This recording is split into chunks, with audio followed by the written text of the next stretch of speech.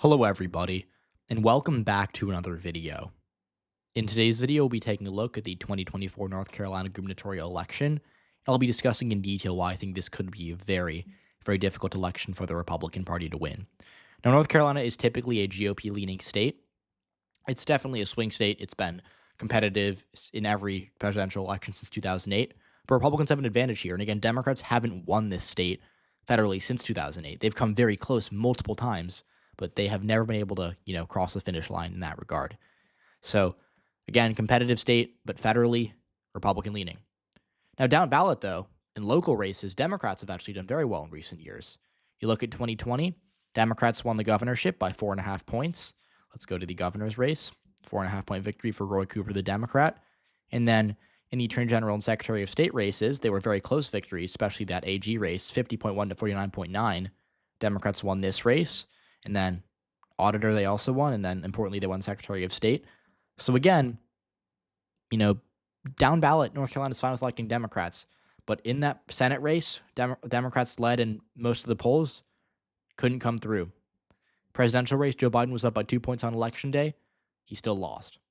So North Carolina, very interesting state. I'll be doing a lot of discussion about it as we get closer to the election. I will do a deep dive between Harris and Trump probably in September or October, so be on the lookout for that. Subscribe to the channel if you haven't done that already. Turn on notifications so you don't miss another upload. You're going to have to pump it here. We're so close to 10,000. But let's talk about the governor's race today. Let's do it. So this is going to be a very interesting race. We've got the aforementioned Attorney General Josh Stein, the Democratic nominee here. He's running for governor after 2 terms as Attorney General, winning very narrowly both times. And he's running against the Lieutenant Governor, Mark Robinson. And now, on the surface, I think this seems like a pretty winnable race for Republicans because, again, statewide elected official Mark Robinson, who won by 4 points in 2020, running against the Attorney General. And, Josh Stein's definitely, I think we can all agree he's a good candidate in terms of electability because he won as a Democrat in a state that Trump narrowly won on the same ballot in the same election. So there were a number of Trump voters who voted for Josh Stein for Attorney General. So they're both good candidates on the surface. The problem for Republicans is that Mark Robinson has had a very rough start to his gubernatorial campaign. He's gotten a lot of bad press, whether fair or unfair. He's gotten bad press, and his polls are not good at all right now. Again, if you take a look at where they are, Redfield and Wilton, I'll start with them because they've done a bunch of polls. July 17th, down by 1. July 23rd, Robinson down by 4. August 2nd, Robinson down by 5. And then on August 14th, just a few days ago, they found him down by 6. Other polls, same story.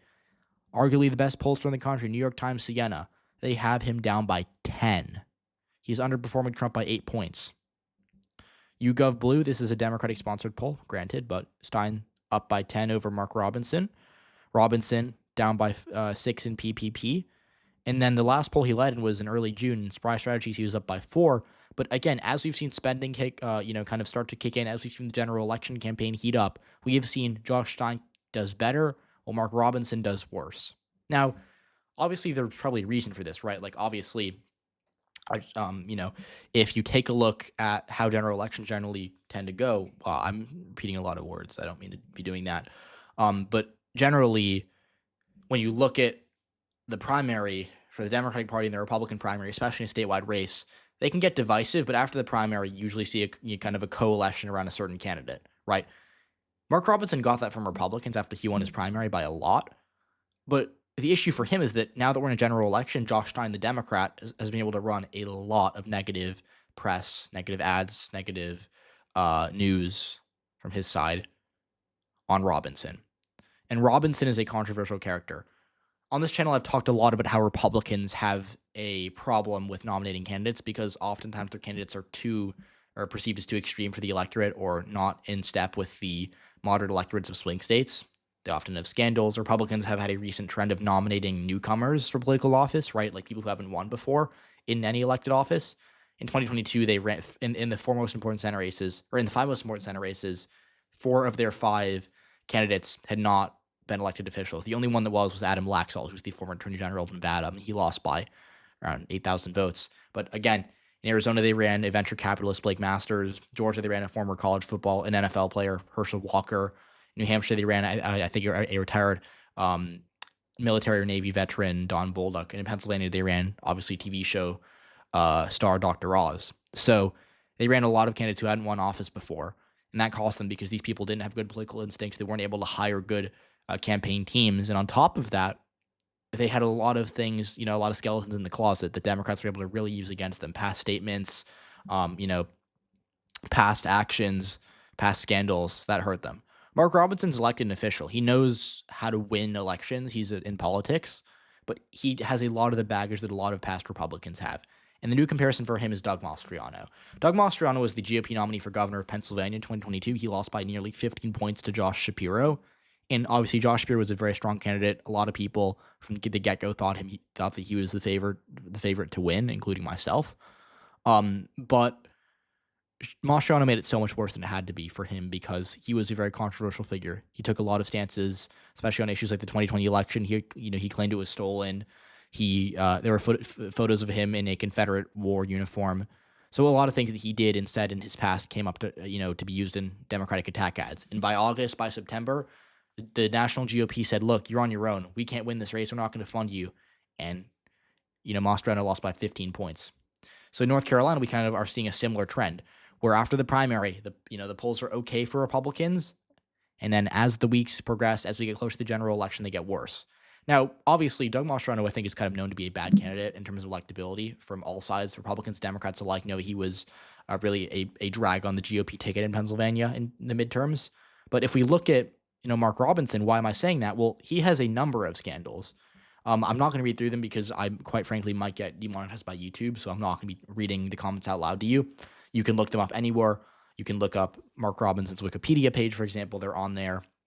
And this is, I believe, a lock page, so you can't just go on and edit it. These are real statements that have multiple citations. But he's made controversial comments about abortion, calling it murder and genocide. He's engaged in Holocaust denial. He has made comments about how he believes transgender people should be arrested for using the bathroom of the sex they are not assigned at birth. He has made comments about how he thinks women shouldn't be allowed to vote, how he thinks that a pre, I think 19th Amendment, I might be wrong, I might have my amendments mixed up, but he argued that a world in which we don't have the amendment that gave women the right to vote would be a better world. And those are comments that aren't going to go well with voters in a swing state like North Carolina.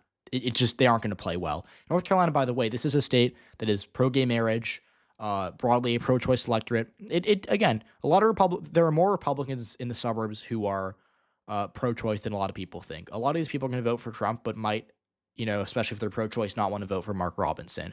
And that's why in 2020, Roy Cooper, as the incumbent Democratic governor, won by nearly 5 points. He was popular. He was well-liked, so a lot of people had no problem voting for him, even while they were pretty clearly supporting Trump at the top of the ticket. So we know these people, these swing voters in the suburbs, who might vote for Trump this year once again, are perfectly happy to vote Democrat for governor.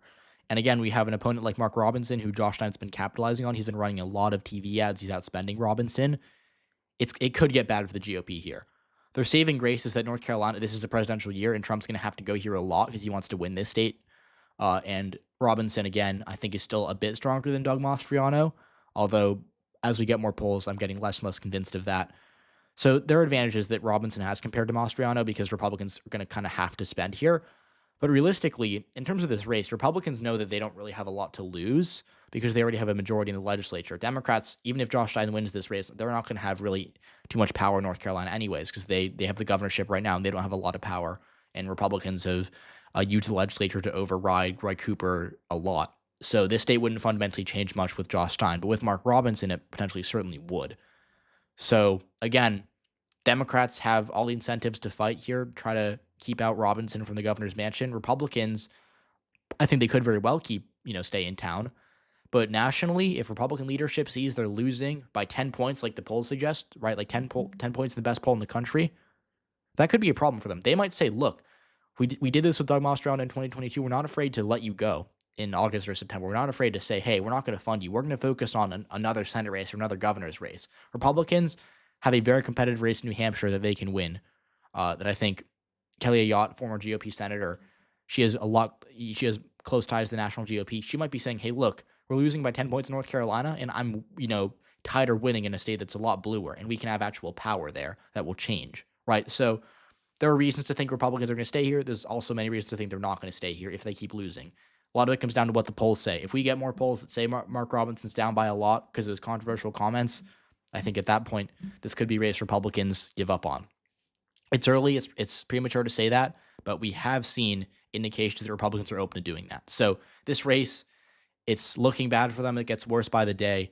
And North Carolina is a state that is close presidentially, but open to electing Democrats up and down the ballot, especially locally, like Roy Cooper, popular two-term governor. Attorney General Josh Stein won twice statewide. This is already going to be a close race to begin with. Mark Robinson's not making it any easier for the GOP. So I'll keep you posted, but this is a race that Republicans should not be having as much trouble as they're having in right now. So again, subscribe to the channel if you have not done so already.